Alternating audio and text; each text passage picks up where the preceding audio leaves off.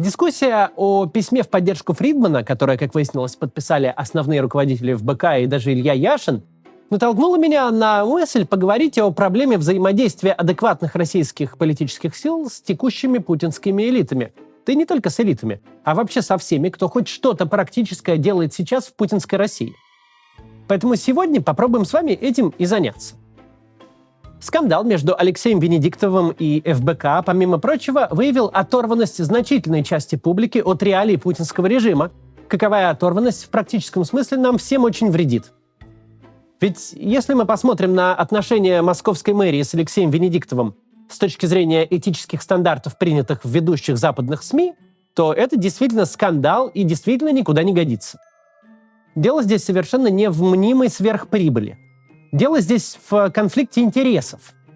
Не может главный редактор главного московского СМИ состоять в коммерческих, приятельских, родственных, в любых отношениях со своим главным ньюсмейкером. Ни в каких не может, кроме сугубо профессиональных, кроме как журналист и ньюсмейкер. И дело не в выгоде. Дело в том, что любые человеческие отношения накладывают отпечаток. Очень сложно сегодня выкатить сокрушительный материал расследования, а через день, как ни в чем не бывало, завтракать с его главным фигурантом. Но мы с вами понимаем, что речь-то не о Великобритании, что в реалиях путинской России все работает с точностью да наоборот. Главный редактор крупнейшего московского СМИ не может не состоять в предельно близких отношениях со всеми своими ньюсмейкерами, от администрации президента до мэрии Москвы. Потому что для него они не столько ньюсмейкеры, сколько люди, которые могут его самого и его СМИ прихлопнуть просто как муху. Но чуть сложнее так поступить, когда ты имеешь дело не с абстрактным главным редактором, а с человеком, который регулярно пьет с тобой вискарь. И сегодня я постараюсь объяснить, почему мы обязаны дисконтировать поступки людей на реальность путинского режима. Не потому дисконтировать, что кто-то из них нам нравится, и кого-то из них нам жалко, или кто-то из них нам симпатичен. А потому что мы никуда друг от друга не денемся. И будущее нам строить с теми людьми, которые есть.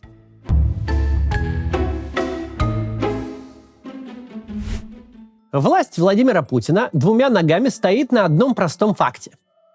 Вся топ-1000 российских чиновников, практически весь российский список Forbes, люди, владеющие в России властными и финансовыми ресурсами, с точки зрения Уголовного кодекса, преступники.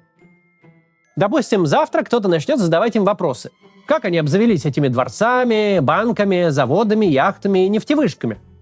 При каких таких обстоятельствах они поглотили ту или иную компанию? Получили льготный кредит от государства или госконтракт без конкурса? Как они платили налоги, как оценивали активы, какие сказки рассказывали акционерам, какими методами вели конкуренцию? Честные ответы на эти вопросы все равно, что явка с повинной. И это не баг, это фича. Это сделано совершенно сознательно. В стране не должно быть вообще никакой легитимной собственности, больше ларька с шаурмой. Никаких законных статусов, не должно существовать чистых чиновников высокого ранга. Правила жизни в системе должны прямо противоречить закону. Именно это делает всех этих людей лично зависимыми от Путина.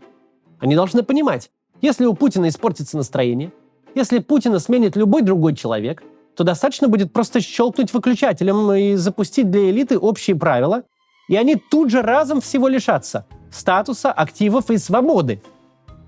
Причем сбежать за границу тоже не выйдет, ведь преследовать их будут не за оскорбление его императорского величества, и не за критику войны, и не за митинги, а по банальным общеуголовным статьям, содержание которых – повседневный образ жизни российских элит.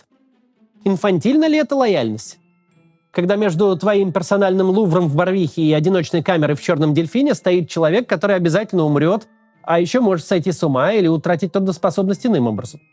Когда ты ездишь на бронированном Мерседесе с охраной, но поставил свою жизнь и свободу в зависимости от одного маленького тромба в чужой голове. Конечно, это инфантильное поведение. Если бы эти люди вели себя как взрослые, если бы они понимали очевидные последствия своих поступков, наша страна не оказалась бы там, где оказалась. Но по состоянию на 2023 год, в котором мы с вами живем, разговор в духе «что ж вы, остолопы, сотворили?», «куда вы страну привели?», мало конструктивны. Мы говорим о людях, которые, с одной стороны, понимают, не могут не понимать, куда все пришло и куда идет дальше. Они понимают, что при Путине война не закончится, но и вечно продолжаться тоже не может. Что перемены — это вопрос краткой или среднесрочной перспективы. А с другой стороны, эти люди обладают достаточным ресурсом, чтобы эти перемены как ускорить, так и затормозить. А значит, именно эти люди должны быть адресатами того, что мы говорим. Можно сказать: мы придем к власти и всех вас, сволочей, перевешаем. Но это Путин им и сам скажет, и без нас. Так, мол, и так, без меня вас всех перевешивают, я ваша последняя надежда.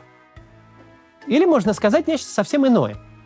Можно поступить так же, как поступили грузинские реформаторы в начале нулевых. В дореформенной Грузии налоговыми преступниками было примерно 100% взрослого населения страны. Были люди и компании, которые уклонялись от налогов, а были те, кто просто вообще не знал о существовании в стране налоговой системы. Примерно так же обстояли дела с коррупцией. Любое взаимодействие с государством, от полицейского директора школы до министров, предполагало вручение наличных в конверте. Такие были исходные данные. Новое правительство могло сказать: мы сейчас вспомним все ваши грехи за постсоветские годы, возьмем с вас все неуплаченное и посадим каждого, кто в прошлом завивал на налоги. Только если бы реформы начались с такого, правительство не продержалось бы недели. Команда Саакашвили под командованием Кахи Бендукидзе поступила иначе. Они сказали: с нового года у нас новая жизнь. Мы поменяли налоговое законодательство. Теперь оно понятное и простое. Приняли законы о борьбе с коррупцией. Но теперь все живем по закону. А что там у вас было раньше, все ваши прежние грехи, объявляются цветным сном. Вы можете прийти в налоговую, забрать свое дело и хоть сжечь его, хоть в рамки дома повесить. Причем это не фигура речи, реально было именно так. Так было в Грузии. И так, если мы хотим в реальном мире добиться каких-то изменений в позитивную сторону в России, нам нужно сделать и у нас. Нужно будет сказать: да, уважаемые господа министры, олигархи, депутаты, сенаторы, за вашу прошлую жизнь положен большой уголовный срок, вопросов нет. Да, огромная доля вашей собственности приобретена на таких условиях и при таких обстоятельствах, что о каких-то правах на нее вообще смешно говорить. Но мы понимаем, что вы играли по тем правилам, которые были предложены. Нарушение закона не является для вас самоцелью, это просто производная от вашего места в системе. А у нас нет цели ни с кем расправиться. Нам просто нужно вместе подумать о будущем, у которого есть, в общем-то, два варианта. Вариант первый. Вы ничего не делаете, наслаждайтесь своими дворцами, самолетами и яхтами. Вы убеждаете себя, что Путин бессмертен, что он всегда выкрутится из любой ситуации, что случится чудо и можно будет жить по-прежнему. В таком положении вы доживаете до какого-то неизбежного конца, политического или физического ли Путина, для вас это не так важно, а потом попадаете в будущее на совершенно непредсказуемых условиях. В каком положении будет страна? Кто первый успеет добежать до трона и что сделает с остальными? От вас при таком раскладе зависеть это все не будет. Есть вариант второй. Вы пытаетесь приблизить будущее и организовать его наступление на своих условиях. Да, возможно, вам придется расстаться с частью своих активов, выплатить приватизационный налог, перетерпеть аудит всей вашей деятельности за путинские годы. Но на этом все. Никакого уголовного преследования тех, кто напрямую не причастен к развязыванию войны и военным преступлениям. Никакой тюрьмы, никаких ограничений, никакого разорения. Те активы, которые у вас после аудита и налога останутся, а это больше денег, чем вы сможете потратить за 300 жизней, все ваше. Вас не будут таскать по следственным изоляторам, мариновать домашними арестами и прочими путинскими методами выбивать из вас признание. Нет, ваши юристы и бухгалтеры просто посидят с государственными юристами и бухгалтерами, придут к сумме, которую нужно отправить в бюджет, и на этом все закончится. Скорее всего, вы никогда не сможете занимать государственные должности. Скорее всего, сумму придется выплатить немалую. Но все, что у вас останется, больше не будет зависеть от текущего избранного президента или от состава парламента. Все дома, автомобили, заводы и счета в банках действительно будут вашими. Вы сможете оставить их детям. Всю историю человечества в институтах защиты прав собственности были заинтересованы в первую очередь элиты. Люди, которым есть что терять. Даже если твое богатство образовалось от беззакония, ты все равно хочешь, чтобы его защищал закон, записанный на бумаге и защищенный судом, который не состарится и не умрет, не развяжет войну, не навлечет санкций. И вы с этим совершенно точно ведь согласны. Не зря же вы свои деньги везли на Кипр и в Великобританию, где законы как раз записаны на бумаге и защищены судом. Вот и у нас так будет. Мы государственные обязательства перед вами после того, как вы обязуетесь соблюдать новые правила и заплатите компенсационный налог, прямо в Конституцию запишем. Кипр будет не нужен. Такой разговор — это уже не разговор за все хорошее против всего плохого. Не выгуливание белого пальто с клеймением марионеток из путинского окружения. Не пламенная комиссарская речь.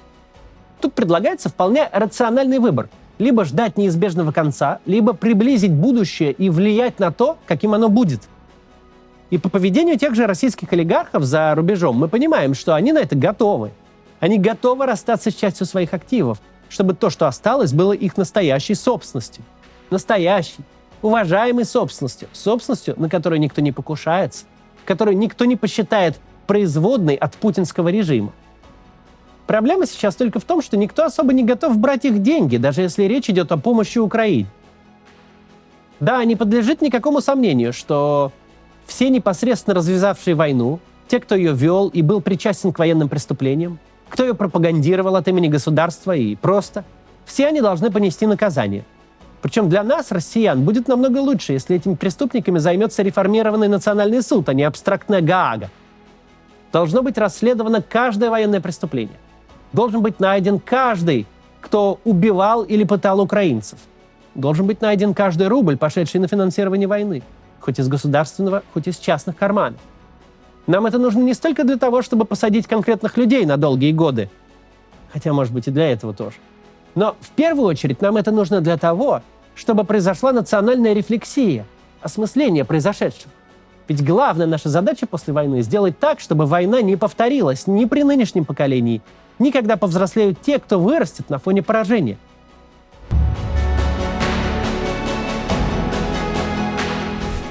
Хорошая новость в том, что если не брать конкретных солдат и офицеров, совершавших конкретные преступления на поле боя и на оккупированных территориях, если говорить именно об элите российской, то речь будет идти о суде над десятками человек. Не над сотнями даже, и тем более не над тысячами, над десятками. Только о тех пойдет речь, кто совершал реальные преступления, которые привели к реальным человеческим жертвам. И это будут настоящие суды. Это не будут трибуналы. Это будут настоящие суды с адвокатами, с разбирательством, с выявлением виновных и определением вины. Всем остальным же нет никакого резона бояться перемен и никакого резона не оказаться у этих перемен в авангарде. Над ними судов не будет. Более того, чем дольше эти люди тянут время, чем больше верят в неведомый путинский фарт, чем больше набирают силу те, кто поднялся за счет войны, чем сильнее экономические, социальные, криминальные последствия войны влияют на общество, тем выше шанс, что перемены возглавят те ребята, которые ни с кем не будут договариваться. Никакие не либералы, а как раз наоборот. Не те, кто будет справедливый суд над преступниками устраивать и бухгалтеров присылать, чтобы договориться о сумме компенсационного налога в бюджет, а те, кто сначала стреляет, а потом разбирается. Пока такой сценарий выглядит невероятным, но за минувший год случилось слишком много из числа того, что все считали невероятным. С течением времени ваше положение не становится более устойчивым, а ваша собственность более легитимной. С течением времени ситуация лишь развивается в непредсказуемо плохую сторону. Невозможно заранее предсказать, где расположена та точка, после которой мирные перемены в России, перемены под руководством элиты мирного времени станут невозможны. Допустим, в 2021 году вы могли считать, что будущее никогда не наступит, что вяло текущий статус-кво, от которого вы привычно выигрываете, будет продлен на десятилетия, что прекрасное мгновение остановилось. Но Россия будущего на самом деле уже наступила. Это Россия, где уже есть сотни тысяч ветеранов новой войны, где уже очень быстро растет преступность. А очень и очень скоро последствия войны начнут складываться вместе и примут лавинообразный характер. Очень и очень скоро переделом собственности могут заняться не товарищи с дипломами вышки и стажем в МcKinsey, а те, кто за километр из СВД в голову попадает. Чем будете их впечатлять? Совместным фото с Путиным? Сложность в том, что эти простые истины мы должны доносить не только до тех, кто нам нравится. Не только речь тут о Собянине или Фридмане или Авине. Мы должны то же самое говорить тем, на кого и смотреть-то тошно. Мы должны говорить дерипаски. Олег Владимирович, в твоей жизни в худшую сторону после Путина не изменится вообще ничего. Купишь себе яхту в 3 раза больше конфискованной и будешь на ней спокойно ходить по всему миру, безо всяких санкций. Хочешь в Ниццу? На тебе Ниццу. Езжай в Штаты или в Лондон. Хочешь построить себе дворец Советов в Подмосковье? Строй, пожалуйста. И он будет твой, собственный. Твой бухгалтер с новым правительством договорится по деньгам. По чисто гипотетическим деньгам, которые ты в своем кармане никогда не видел и не увидишь. Из твоих 3 миллиардов долларов останется 1. Ну и что? В 2011 у тебя этих миллиардов формально было 11, и ничего. Но этот 1 будет твой. И никогда уже за ним и за тобой никто не придет. Но ты можешь досидеть до момента, когда ветеранов войны, людей, умеющих убивать и знающих в этом толк, будет не сотни тысяч, а миллионы. И они зададут вопрос: а кто это разворовал Россию так, что мы на фронте без штанов остались? Тогда уже никто не будет ни о чем договариваться, кроме выбора фонаря для петли. Путин говорит элитам: вы со мной в одной лодке, вы производные от меня, вы часть меня. Мы все с вами повязаны. Повесят нас или к стенке поставят, только всех вместе. А кто хочет чистеньким выйти?